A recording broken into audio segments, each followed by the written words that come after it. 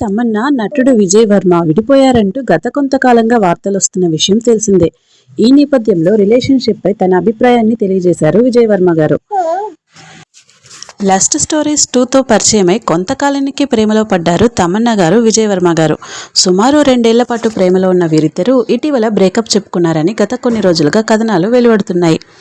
ఆన్లైన్లో ఈ వార్తలు వైరల్గా మారిన తరుణంలో తాజాగా నటుడు విజయ్ వర్మ రిలేషన్షిప్ను ఉద్దేశించి ఆసక్తికర వ్యాఖ్యలు చేశారు. రిలేషన్షిప్లోని ప్రతి విషయాన్ని ఆనందించాలని ఆయన అన్నారు.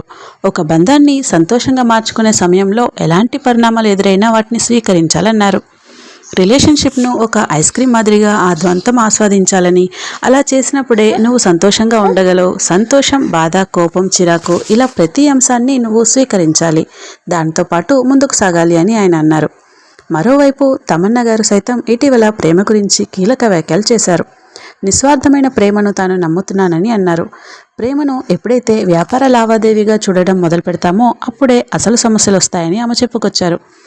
రిలేషన్లో ఉన్నప్పుడు కంటే లేనప్పుడే తాను ఆనందంగా ఉన్నానని, భాగస్వామి ఎంపిక విషయంలో ఒకంత జాగ్రత్తగా ఉండాలంటూ ఒక రకమైన హెచ్చరిక చేశారు.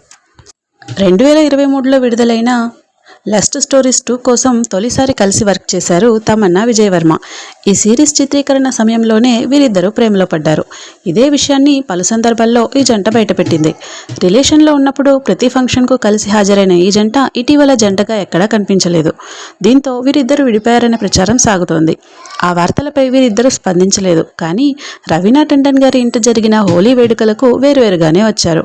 అంతేకాకుండా ఆమె షేర్ చేసిన ఫోటోల్లో ఆయన కనిపించలేదు. ఆయన పంచుకున్న ఫోటోల్లో తమన్నా జాడే లేదు.